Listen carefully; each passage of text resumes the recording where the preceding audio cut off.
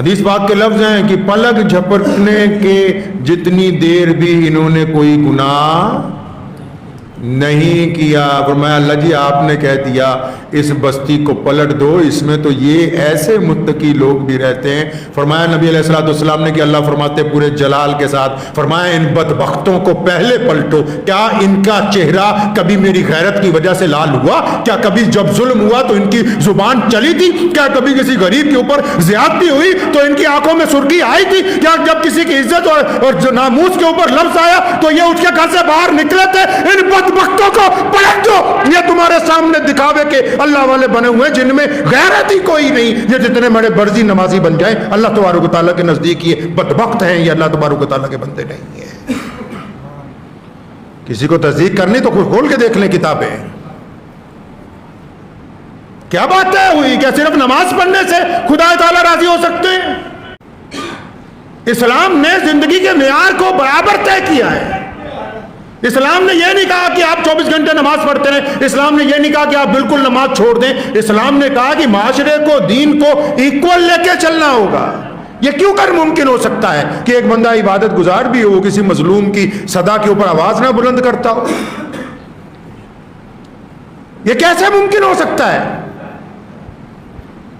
تو کوئی کہتا ہو کہ میں بہت حدیثوں کا راوی ہوں, میں بہت بڑا محدث بن گیا ہوں, ظلم کے خلاف اس کی آواز خاموش ہو جاتی ہو. یہ کیوں کر ممکن ہے؟ ایسا ممکن نہیں ہو سکتا. شریعت میں ایسے کوئی جز نہیں ہے. نبی علیہ الصلوۃ والسلام غار کے اندر نظر آتے ہیں 3 دن تک اللہ اللہ, اور پھر وہی نبی علیہ الصلوۃ والسلام میدان بدر میں نظر آتے ہیں جہاں پوری دنیا کا کفر اسلام کو ختم کرنے کے لیے آیا. وہی نبی علیہ الصلوۃ والسلام میدان خندق میں کدال اٹھائے ہوئے نظر آتے ہیں, خندق اپنے ہاتھ سے کھودتے ہیں. وہی نبی علیہ الصلوۃ والسلام مسجد نبوی کی تعمیر میں اینٹیں اٹھاتے ہوئے نظر آتے ہیں. وہی نبی علیہ الصلوۃ والسلام امی عائشہ رضی اللہ تعالیٰ عنہ کے ساتھ اپنے گھر میں کھانا بناتے ہوئے نظر آتے ہیں. تو اس کا مطلب دین وہ ہے جو تمام امور کو برابر لے کے چلتا ہے. جو صرف دکھاوے کی دینداری کرنا چاہتے ہیں اللہ کے نزدیک وہ دیندار نہیں ہے.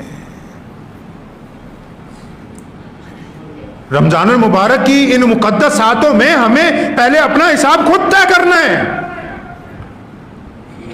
مجھے بہت سارے لوگوں کے فون آئے کہ اس دفعہ پورے ملک میں پچھلے 15-20 دنوں میں الگ الگ جگہ پر کوئی جلوس نکلے تو اس میں فسادات ہو گئے.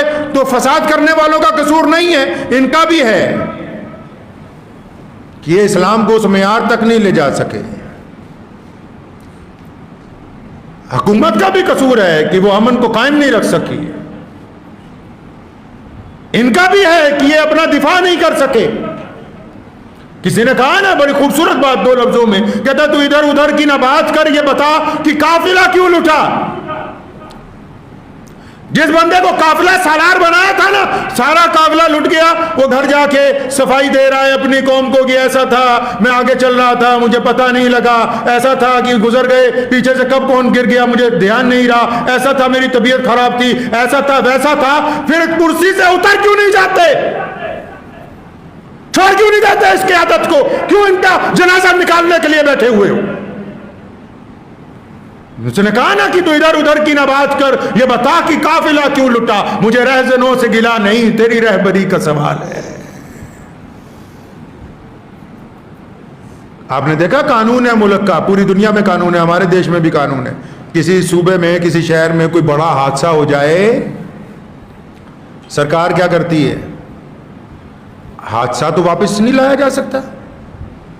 کہیں کوئی دنگا ہو جاتا ہے یا کوئی بڑی بلڈنگ میں حادثہ ہو جاتا ہے, کوئی عمارت گر جاتی ہے, کوئی پل کو نقصان ہو جاتا ہے, سرکار کیا کرتی ہے بھائی؟ یہ تو نہیں ہوتا کہ 1 منٹ میں وہ پل واپس بن جائے گا, وہ عمارت میں جو آگ لگی واپس ویسے ہو جائے گا. نہیں, حکومت پہلے انکوائری بٹھاتی ہے اور سب سے پہلے اس ضلع کے کپتان کو, اس ضلع کے ڈی سی کو تبدیل کرتی ہے. وہاں سے کرتی ہے کہ نہیں کرتی؟ آپ کے کاروبار میں اگر نقصان کر دے, چوکیدار نقصان کر دے, تو جو نقصان تو نقصان ہو گیا, وہ کہتا نہیں پہلے چوکیدار بدلو, دوبارہ نہ ہو جائے. بدلتے کہ نہیں بدلتے؟